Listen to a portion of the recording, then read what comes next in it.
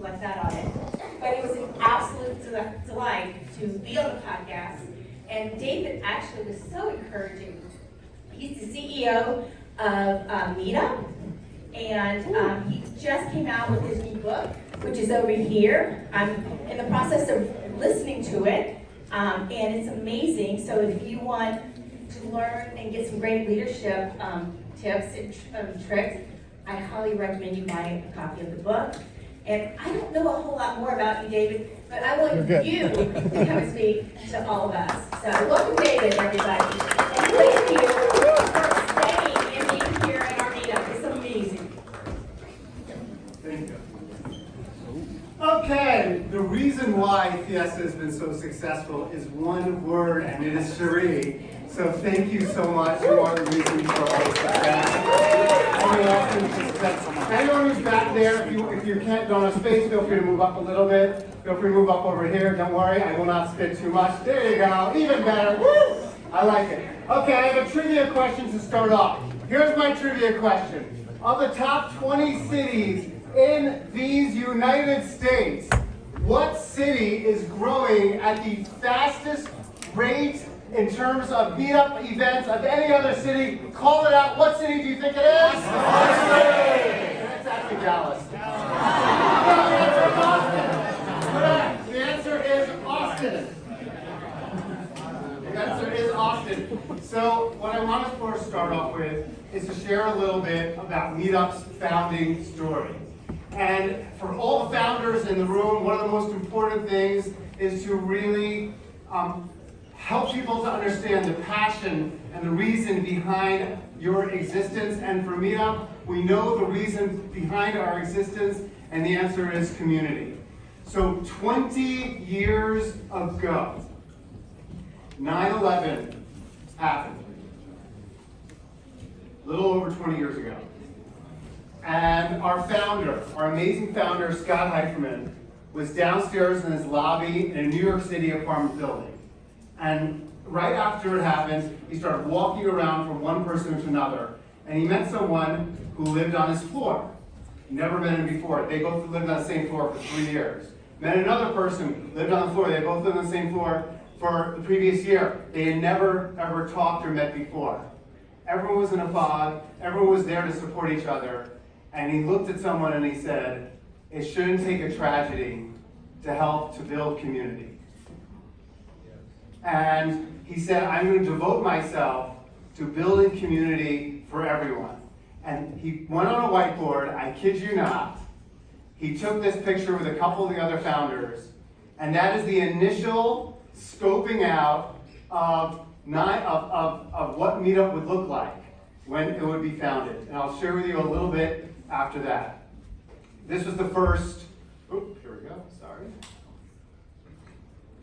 This was the first amazingly well-designed, as you can see, website that Meetup had to offer. You all remember the red and white, maybe you don't, but there's usually red and white tags that everyone used to have. And the #1 group on Meetup when it was first founded, yell it out. Who wants to guess the #1 group on Meetup was? What do you think? FIESTA, maybe, no. Tech Meetup, that's a good guess, no. Food lovers. Food lovers, no. The answer is... What? Why is that not? Oh, there it is. Witches! Yeah! That's right! We had more witches groups than any other type of group. We were actually founded on the basis of witches somehow, which is kind of a ridiculously crazy step. Meetup then actually grew because of a couple of famous politicians, Howard Dean, who, after end of each one of his speeches in 2004 presidential election, he said, come to my Meetup group. And then it started blossoming. And a little-known senator, you might have heard of him, his name is Barack Obama, who said anyone who's able to go to a Meetup event in the state of Illinois, and we get 1,000 people at that Meetup event, then he's going to show up. And Meetup was like a platform that helped to launch Barack Obama's political career, which is so freaking awesome, even more awesome than the witches thing, right? Oh my goodness. Okay, so let's talk about why Meetup exists. Meetup exists because our goal is to cure the loneliness epidemic. Yeah. And it is an epidemic. 46% of people, not sometimes, not occasionally, but 46% of people regularly feel lonely. 46%. Oh my gosh, I don't know why this is. There we go. And among Gen Zers, it's particularly acute. 62% of Gen Zers regularly feel lonely. It's so painful to me. Believe it or not, I have a 20-year-old and an 18-year-old. One's about to start college, one's in college, and you see what they've gone through. And these numbers are prior to the pandemic, I may add. And Meetup's goal is, again, to cure loneliness. 25% of people don't even have not one confidant that they could go to in a time of need. 25% of people. And 89% of people, in their last social interaction, it was interrupted by the double-edged swords of the phones that some of you are looking at right now while I'm talking. Yes, I know, but I'm just kidding. I'm not going to call anyone out. So what are we today? When we were founded almost 20 years ago, our anniversary is on June 14th of this year, our 20th anniversary when our website went live. We now have 56 million members worldwide. Yeah, 330,000 groups, 100,000 meetup events every single week in 10,000 plus cities and 190 plus countries. We're in every single country except for North Korea. We're talking Dennis Rodman. He's going to introduce us. We'll see what happens. In Austin, Texas, one of the fastest growing places, 540 meetup events every single week, but none as amazing as FIESTA over here. And 420,000 meetup members and 2,400 different meetup groups. So give it up for Austin. A lot of companies, yeah! A lot of companies have like KPIs of like maximize revenue, maximize profit. What's Meetup's KPI? What's Meetup's key performance indicator? Our key performance indicator is 30 million. What's 30 million? It's the number of connections that we facilitate between people every year. And we measure those connections and we say that is the reason for our existence, those connections. Okay, so our mission, empowering personal growth through real human connections, and you can read our vision over here. I am on a time clock of 22 minutes, and it takes me 20 minutes to chart each slide. Okay, there's this thing called COVID. I know it never hit Texas, but it did hit other places in the country.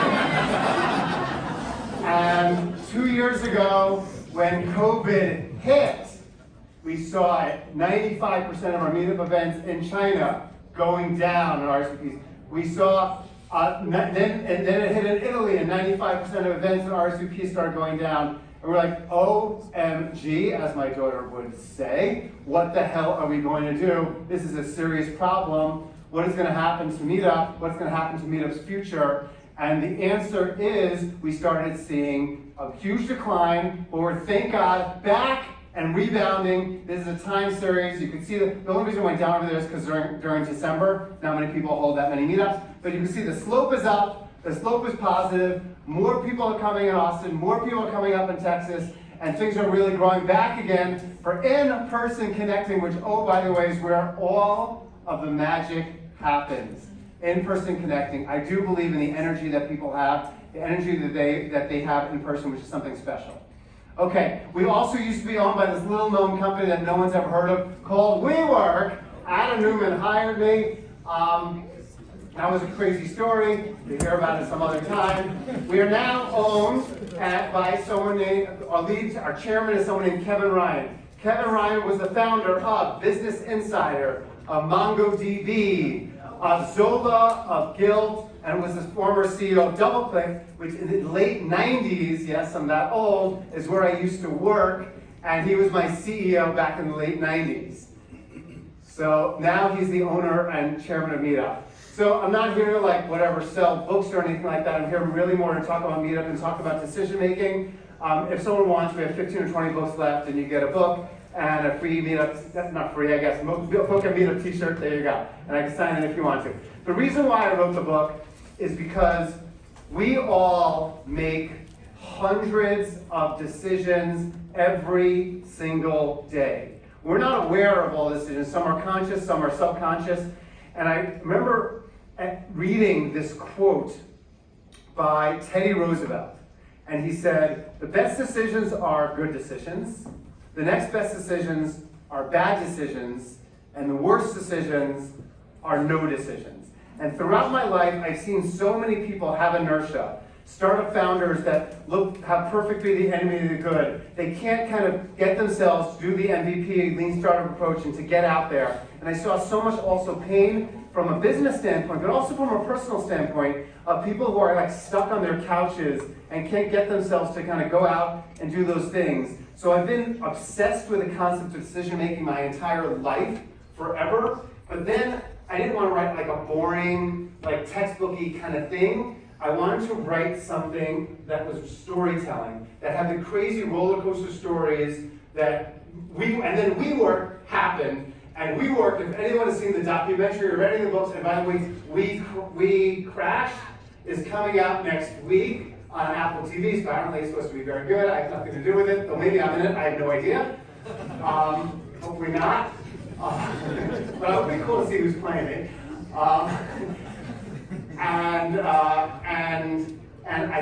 That was a precipice for writing something. So what I'm going to do is share with you right now. Yeah, come on. There we go. Who's this person? Who knows? David Letterman. So David Letterman was famous for a lot of things. His beard, maybe. But the thing he was really famous for was what called out loud? Top 10 list. David Letterman, in his shows, always had his top 10 list. So we're going to do, very quickly, the top 10 decision-making principles that kind of I try to hit on in the book, and I give you like a super Cliff Notes version of these top 10 principles. So are you ready for top 10 decision-making principles? Yeah. Woo! There we go. Okay, so typically, the typical way that people make decisions, this is not how I advise. It's like, there's a little pro-con list, and I thought it was fascinating that Ben Franklin, who is apparently the founder of every single thing, invented the pros cons list, which is kind of amazing. I thought the cavemen had, pros cons lists back in the caves, like, eat food, don't eat food, eat food. But apparently that was a Ben Franklin thing.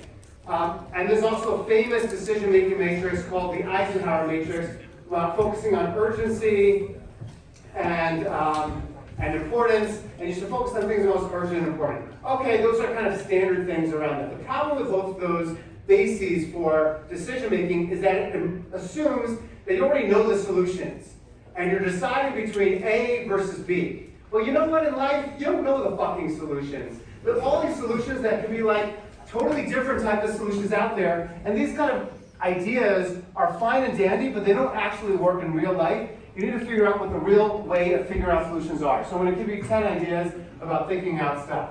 Number one, when thinking about decisions, one of the things that I like to prioritize for myself is what's called optionality. Optionality is essentially, does a decision create options, or does that decision close off options? Coming to FIESTA today, meeting people, you are creating options or closing off options? Creating lots of options. Sitting on your couch, playing video games all day, or doing some other things, not that video games are so bad, you might be closing off options. Thinking about whether or not a decision that you make, when you think about different things, is it opening up new options for yourself to take on new things, or closing? And oh, by the way, because I prioritize this so much, I legitimately believe that luck can be created by every single person. You can actually work hard and put yourself in a situation that like lucky things end up happening to you because you have so many different options that you've kind of seeded throughout the years. When you're helpful to another person, you're creating an option for them to hopefully help you back. If you're an asshole to another person, you're closing off an option, and oh, by the way, they can tell someone else, and that can close off options too. So thinking about optionality, creating options, and oh, by the way, one of the great things about community is that it opens up many options for people, and that's certainly what we do over here. The next principle that's super important in decision making is to focus on being kind. Not being nice, but being kind. And there's a big difference between nice and kind. What's the difference? Being nice is like, I don't want to hurt your feelings, so I'm not going to necessarily give you critical feedback. I'm going to keep you in a job that you're not necessarily succeeding in. That's maybe being nice. But the kind thing to do might be suggesting that someone move on. The kind thing to do would be doing something that's actually more difficult for people. When you're making a decision, too often managers are like, I want to be nice to people. No, no, no. You want to be kind. And the kinder that you can be when you're making a decision, the more successful you're likely going to be. Disagreement. Disagreement is one of the core principles for effective decision making. The first rule in decision making is the one does not make a decision unless there is disagreement. The famous Peter Drucker. What I try to do at Meetup is anytime that we have a decision to make, if everyone like unanimously says, yes, let's do it, I say, okay, I'm going to take the other side. You want to surround yourself with the Abraham Lincoln, way of having people who are very different than you. If you're a founder and you're more of a sales type person, make sure your co-founder, make sure that person that you're working closely with is a very different personality. Does that lead to more tension? Of course it leads to more tension. Does it lead to more stress? Of course it leads to more stress. But it also leads to better and smarter decisions, which is really important in building a successful business. Do not use the beer test. Do I want to go for a beer with this person as the basis for the people that you're going to hire? Hire people that are diverse, hire people that are different backgrounds than you, hire people that have different visions than you, and you're going to end up making smarter decisions at the end of the day. That's the next concept. Okay, next one. And by the way, community, again, is a big part. I'm going to skip the video because we don't have time. Community is a big part of how, oh shit, how do I move on? No, what do I do? Yeah, just go to the next slide. Community is a big part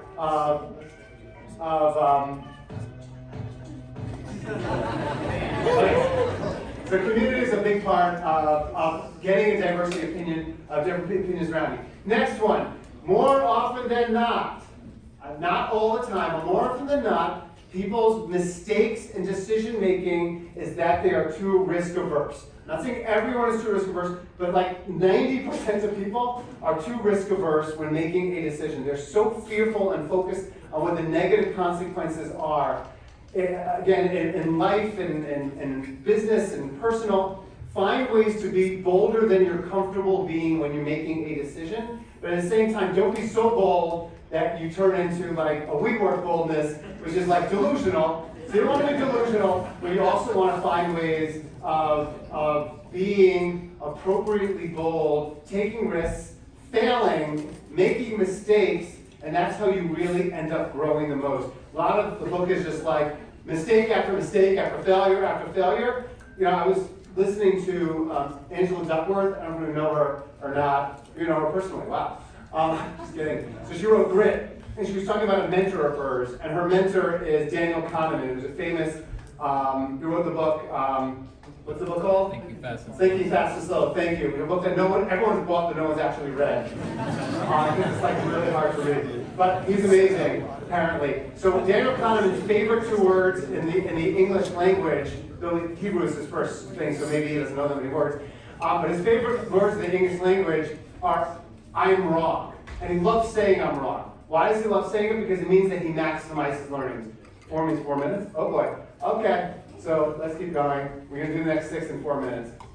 I already gave the quote here. The reason why speed is so important in decision making is because iteration is so important. The more that you iterate, the more that you learn. The more that faster you get things to market, faster you make decisions, the more that you're going to be able to learn. When it comes to balancing short and long term when making a decision, I am a big believer in focusing on the short term, not the long term. Most people are like, focus on the long term. No, here's the problem. You don't know what your priorities are going to be in the long term. You don't know if this thing that you think is important to you now is going to be important in 2, 3, 4, or 5 years. You don't know that. What you know is the things that are important to you right now. Spend your time focused on the short term while helping to set yourself up broadly for thinking about the long term in terms of the decisions that you make, but don't overemphasize, maybe I'll be happier if I do really hard right now in 2 years, in 3 years, or 4 years. Focus on the happiness now, focus on making decisions that maximize your utility now, but don't hamper you, in the future, and hopefully be set up for the future as well. I had a great story about Fred Wilson and how he hated me. I don't have time, just Fred Wilson, the founder of Union Square Ventures, and basically he was thinking of acquiring Meetup very quickly, and he ended up doing a background check on me, and he met with a lot of people, and like 25 people, a lot of people, 20 years back even. And he's like, I've never met someone who's loved by so many people, but also kind of disliked by quite a few people as well. And he ended up not moving forward. I share the story because I think it's important to share to that, and when you make decisions, and that honesty, and everything comes back, and just sharing that honesty is number 4 decision making. I have 3 minutes left. Doing what's right for the business, not just what's right for yourself, not just what's right for your career, not just having ego be the basis for your decisions. If ego is the basis for your decisions, if selfishness is the basis for your decisions, you're going to end up being found out. It's not going to be sustainable. The most selfish thing that you can do, I deeply believe, when it comes to decisions, is to be unselfish, and find ways that will ultimately end up helping you as well. And number 2 is my deep belief in decisions is no decision surprises. If you are surprising your board, if you're surprising your employees, if you're surprising people, you have failed. Your job as a leader, as a founder, as a person, is to not surprise people. Consider it a personal failure if people around you are surprised. And again, I can't give the example now, but at one point, actually before this I was a CEO of Investopedia, and at one point the head of IAC, which owned Investopedia, came in and surprised me by selling the company without telling me about it. That was quite a surprise. Not kidding, Janine was there as well. Okay, the last one in terms of number 1 is understand your decision biases, and I'll do this in 45 seconds. Number 1 is I'm a deep believer in recency bias and people who prioritize just what recently happened. Who here does yoga? A lot of people here, I love yoga. The reason I love yoga is because every time I do yoga, I remember the last thing that I did. I remember that Shavasana, and lying there being really comfortable. That caused me to want to go back to yoga because of my recency bias and not the weird position that I happen to have been in the entire time while I'm doing yoga. So recency bias is a big one for founders. The other 3 biases that I've noticed the most common in founders are confirmation bias, just looking for the positives, not necessarily really taking an equal-sided approach. Status quo bias of just fear of change and prioritizing the crappy, shitty status quo that you might be in over the unknown, which is always incredibly dangerous to do. And of course, sunk cost fallacy, which is, oh my God, I put all this time into it, I put all this energy into it, I just got to work a little harder, I just got to do a little more. Well, you know what? A lot of times you don't. That's a sunk cost. Figure out what the right way to spend time is. These are the 4 things that, again, are the most common biases that I see founders do. This is really the last slide, which is basically, here are our top 10 principles. Focusing on decision making, optionality, be kind, disagree, be bold, be speedy, balance short and long term with more on the short term, be honest, do what is right for your business, no decision surprises, understand your biases, and that's the story.